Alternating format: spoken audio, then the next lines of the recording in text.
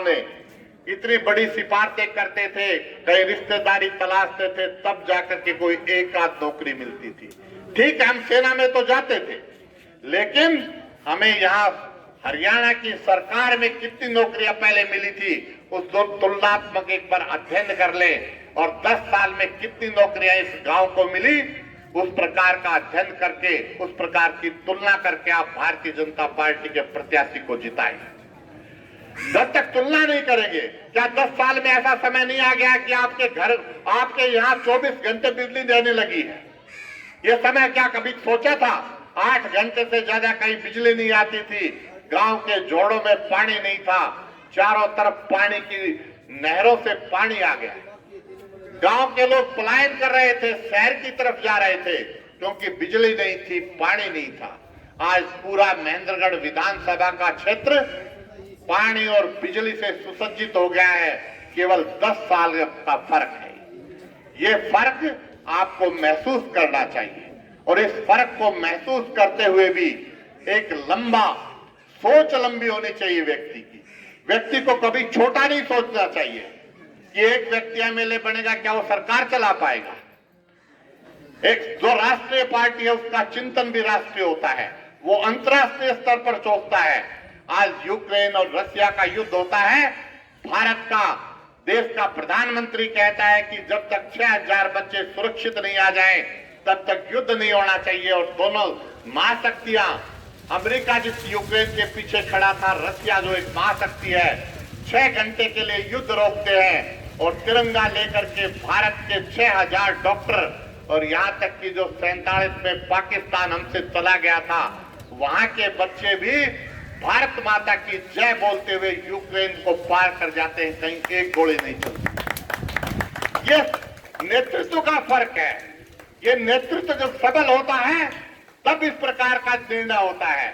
यदि किसी कमजोर नेतृत्व के हाथ में चली जाती है, तो हमने वो राम मंदिर भी देखा है, जो 1526 से उलझा हुआ था। एक मीरबकी नाम का बाबर का सेनापति था, जिसने राम के मंदिर को तोड़ करके एक मस्जिद का निर्माण करवा दिया था। और लगातार हमने 76 लड़ाइयां लड़ी, 2.5 लाख लोगों ने बलिदान दिया, लेकिन आजादी के बाद भी वो नासूर हमारे ऊपर रहा कि हम राम मंदिर, लोग कहने लगे कि राम मंदिर नहीं बनेगा, तारीख नहीं बताएंगे। वो तारीख भी आई, और रामलला की पूजा आज वहां पर हो रही है, क्योंकि नेतृत्व एक सशक्त हाथ में था। इसी प्रकार हरियाणा में जब सशक्त हाथों में नेतृत्व आया, तो ये किस प्रकार से हमने जो एक चलती थी कि भाई खर्ची भी चाहिए, पर्ची भी चाहिए, वो सब बातें नहीं रही, वो समाप्त हो गई। प्रत्येक व्यक्ति को कोई न कोई लाभ इस सरकार से मिला।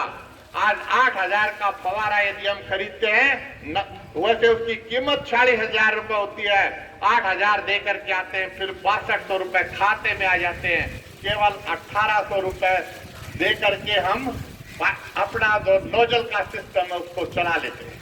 हर खाते में कोई न कोई पैसा आता है। जो किसान है उसने कल्पना भी नहीं की थी कि कोई सरकार इतनी बड़ी सोच रखती है, जो किसान को इतना आगे बढ़ाने की सोचती है, जिसका नफा नुकसान कोई 15 रुपए का नहीं हुआ, उसके खाते में 1 लाख रुपया आ गया। ये कल्पना कभी किसी ने की थी क्या? बाजरा जो हम पैदा करते हैं उसका 500 रुपए के हिसाब से, 600 रुपए के हिसाब से एमएसपी दे करके आपके खाते के अंदर वो पैसा हर साल आ रहा है। यही सरकार की देन है, और इसलिए आने वाले समय में ये सरकार बहुत जरूरी है। जो 10 साल का समय देखा है, आज आपसे कोई वोट मांगने आता है, उससे एक बार पूछना कि जब आपका राज रहा आपने कितने काम किए थे, जनहित में कितने काम किए थे, लोगों के लिए कितने काम किए थे, और अपने खुद के लिए कितने काम किए थे। आपको स्पष्ट और सामने आ जाएगा। एक शीशा है, और शीशे के अंदर भी जिसको शकल दिखाई ना दे, तो उससे बड़ी बात कोई हो नहीं सकती। इसलिए मेरा समस्त ग्रामवासियों से सादर अनुरोध है कि राष्ट्रवाद का चिंतन करते हुए, क्योंकि हरियाणा एक ऐसी स्थिति पे खड़ा है, हरियाणा जहां से चारों तरफ दिल्ली, क्योंकि जो चाहता है वो कहता है कि हरियाणा से होकर के गुजरेंगे।